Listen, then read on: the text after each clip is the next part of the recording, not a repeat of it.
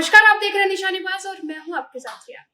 देश की न्यायपालिका से आज कई अहम फैसले आए। सुप्रीम कोर्ट ने दो ऐतिहासिक निर्णय दिए। एक में कहा गया कि ईडी जैसी जांच एजेंसियां वकीलों को मनमाने ढंग से समन नहीं दे सकती, जिससे वकीलों की स्वतंत्रता और मुवक्किल की गोपनीयता को मजबूत सुरक्षा मिली। वहीं पॉस्को केस में कोर्ट ने प्यार बनाम वासना के संदर्भ में मानवीय दृष्टिकोण अपनाते हुए मामला खत्म किया। छत्तीसगढ़ हाई कोर्ट ने ट्रांसफर विवाद और पशु संरक्षण पर स्पष्ट दिशा दी, जबकि मध्य प्रदेश हाई कोर्ट ने पॉस्को और तलाक मामलों में न्यायिक संवेदनशीलता और सबूतों की सटीकता पर जोर दिया। ये फैसले न्याय व्यवस्था में संतुलन और मानवीयता के नए मानक तय करते हैं। चलिए सुप्रीम कोर्ट के आज के बड़े फैसले पर नजर डालते हैं। सुप्रीम कोर्ट का पहला फैसला।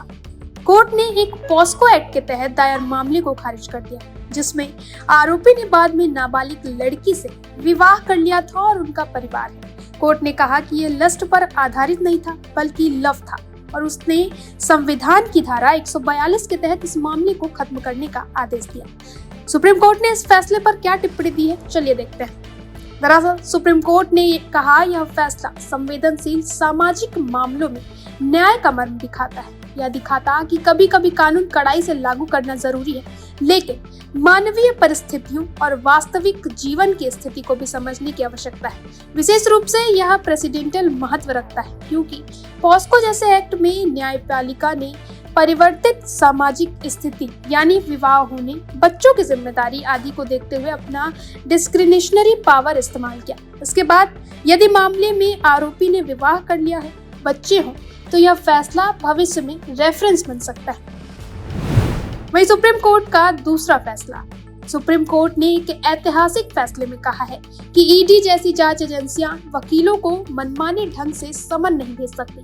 अदालत ने स्पष्ट किया कि वकीलों को केवल भारतीय साक्ष्य अधिनियम बीएसए 2023 की धारा 132 में वर्णित अपवादों के मामलों में ही समन किया जा सकता है। मुख्य न्यायाधीश BR गवई की अध्यक्षता वाली पीठ ने कहा कि मुवक्किल और वकील के बीच हुई पेशेवर बातचीत विशेषाधिकार प्राप्त होती है और इसे उजागर करना वकील के लिए आवश्यक नहीं। सुप्रीम कोर्ट ने इस फैसले पर क्या टिप्पणी दी है, चलिए इस पे नजर डालते हैं।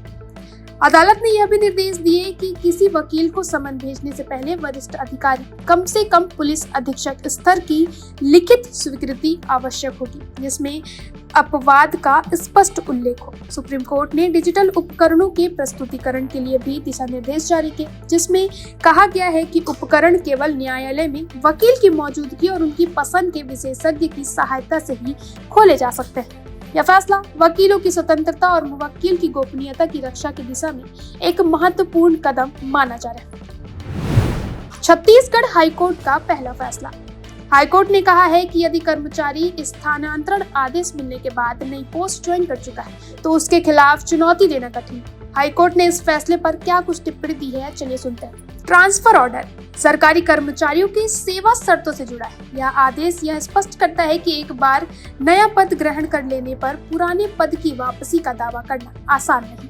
इसके आगे विवादों में कर्मचारियों और प्रशासनिक नीति दोनों को दिशा मिल सकती है। छत्तीसगढ़ हाईकोर्ट का दूसरा फैसला। एनिमल वेलफेयर लॉज यानी संवेदनशीलता और कड़ाई से प्रवर्तन का निर्देश। कोर्ट ने राज्य को निर्देश दिया है कि वन विभाग विशेष रूप से पशु कल्याण कानूनों को सख्ती से लागू करे और उसे समय समय पर अधिकारी और जनता को पब्लिक अवेयरनेस अभियान के माध्यम से जागरूक करे। हाईकोर्ट ने इस फैसले पर क्या टिप्पणी दी है, चलिए सुनते हैं। सामाजिक और पर्यावरणीय संवेदनशीलता को बढ़ाने का संकेत देता है। अदालत ने यह माना कि राज्य को सिर्फ कानून बनाकर नहीं छोड़ना चाहिए, बल्कि नियमित निगरानी और जागरूकता कार्यक्रम सुनिश्चित करना चाहिए। यह फैसला एनजीओ, वन विभाग और समाज के बीच सहयोग की संभावना को बढ़ावा दे सकता है। चलिए अब रुक करते हैं मध्य प्रदेश हाईकोर्ट के आज के बड़े फैसले और उनसे जुड़ी टिप्पणियों पर। मध्य प्रदेश हाईकोर्ट का पहला फैसला। पॉस्को केस में रिहाई। हाईकोर्ट ने दो आरोपियों को जो पॉस्को एक्ट के तहत जीवन कैद की सजा भुगत रहे थे, उनकी सजा रद्द करते हुए उन्हें आजाद कर दिया है। अभियोजन पक्ष ने पीड़िता की नाबालिग होने का पुष्ट प्रमाण पेश नहीं किया। भोपाल की विशेष पॉस्को अदालत में दिए गए फैसले में एक जज द्वारा सजाएं तय करते समय डिस्पैरिटी पाई गई। हाईकोर्ट ने केवल बाद की क्लेरिकल गलती नहीं माना और मामले को चीफ जस्टिस के समक्ष लाने का निर्देश दिया। हाईकोर्ट ने इस फैसले पर क्या टिप्पणी दी है, चलिए देखते हैं। पहले फैसले का मतलब ये है कि पोस्को जैसे संवेदनशील मामलों में अभियोजन पक्ष को सबूतों की स्पष्टता सुनिश्चित करनी होगी, विशेष रूप से तब जब आरोपी की सजा ऐसी हो जो जीवन कैद तक हो। यदि पीड़िता की उम्र का प्रमाण नहीं मिलता, सजा रद्द हो सकती है। वहीं मध्य प्रदेश हाईकोर्ट का दूसरा फैसला।